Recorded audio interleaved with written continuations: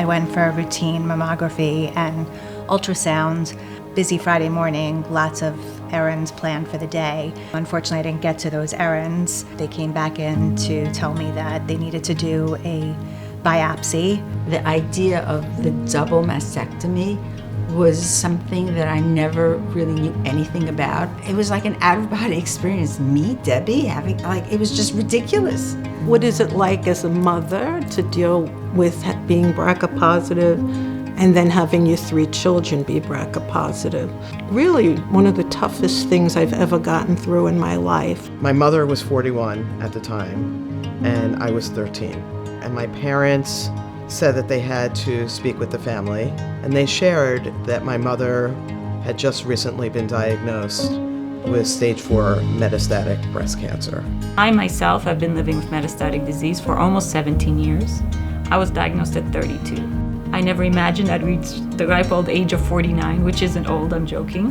But I hope to get to my 50s, 60s, 70s. It's wonderful that we can reach out to Sharsheret and they can guide us.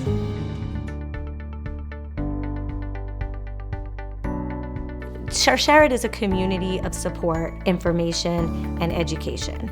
We provide support for women and families directly affected by breast cancer and ovarian cancer. We also educate the broader community about cancer risk and the measures you can take to protect your health. It was through Sharsheret that I got someone's name who was about a month ahead of me in the process. She gave me information, what to expect, timing on how things would evolve. The peer program is indispensable. When I did find out that I had the BRCA gene, I remembered I really felt very alone at the time. And even though my mom and sister had it, my mom was 55 at the time when she decided to have all of her surgeries, and my sister had breast cancer. I couldn't really reach out to my family about it. I was able to find somebody who had had the BRCA gene and had had surgery and was also in her 20s. And that really helped me make my decisions and helped me be less scared of what was my road ahead.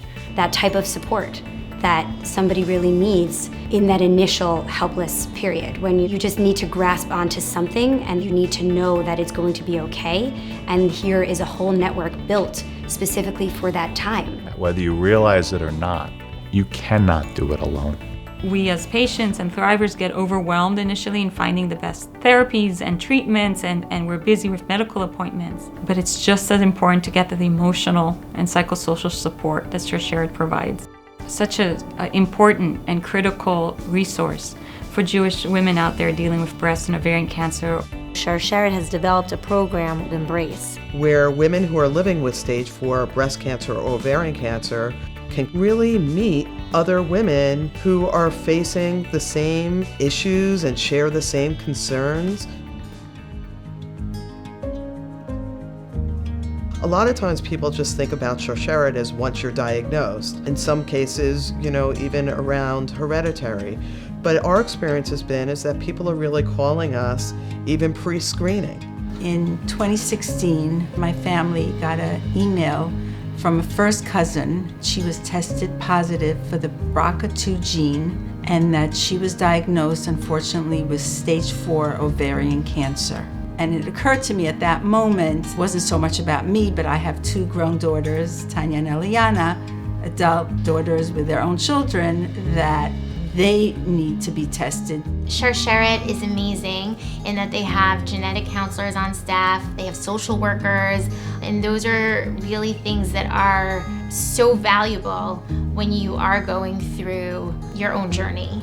And then when I did get Eliana's results, that's when everything shifted. My surgery, it was September 7th, like 2 weeks right before Rosh Hashanah. I hopefully never have to get sick and to have the opportunity to know the information and to do something about it. I just felt so lucky. Our practice is right in line with Sharsheret's mission of trying to really educate about hereditary genetics. So having an awareness and a passion about educating about the importance of family history and genetics is really key to help cancer prevention. It's really important for us to partner with the medical community. We serve as a resource for Sharsheret so that they can reach out to us if there's something new that's come out in the field, some new medical information or treatment or diagnosis option out there. I've written blogs. I've helped with answering patients' questions. I feel comfortable referring a patient to Sharsheret because I know that they're going to have good support and good advice, and they're going to be working with extremely competent people, and that they'll be very well taken care of. As a mother of a single daughter who was diagnosed with cancer, I became the primary caregiver. It was just part of my life then, to just be there for her, be able to get the things that she needed. Sharsheret has developed a program specifically for family members and caregivers. Their continued support is important for families, not just the people going through the surgeries, but for the caregivers, for the children. Your emotions go from what does this mean to the family? What does this mean for joy? What does this mean, quite honestly, selfishly, for me? And your range of emotions runs the gamut. Soon after giving someone a diagnosis, usually within an hour, I have a husband, a mother, a sister, a brother, somebody comes in, and it's an entire family that is going to be dealing with this.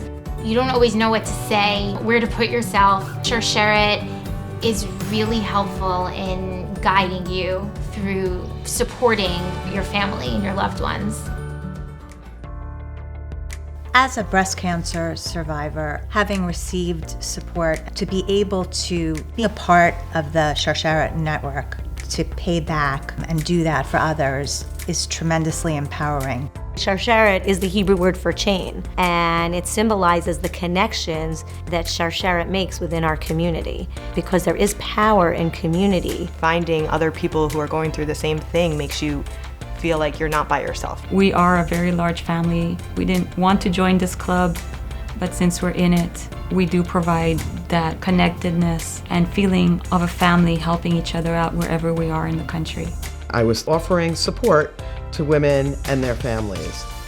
And it was the first time in 25 years that I didn't feel isolated anymore. Those people who helped me and who were so wonderful, now that's me. That was at a point where I think I stopped crying.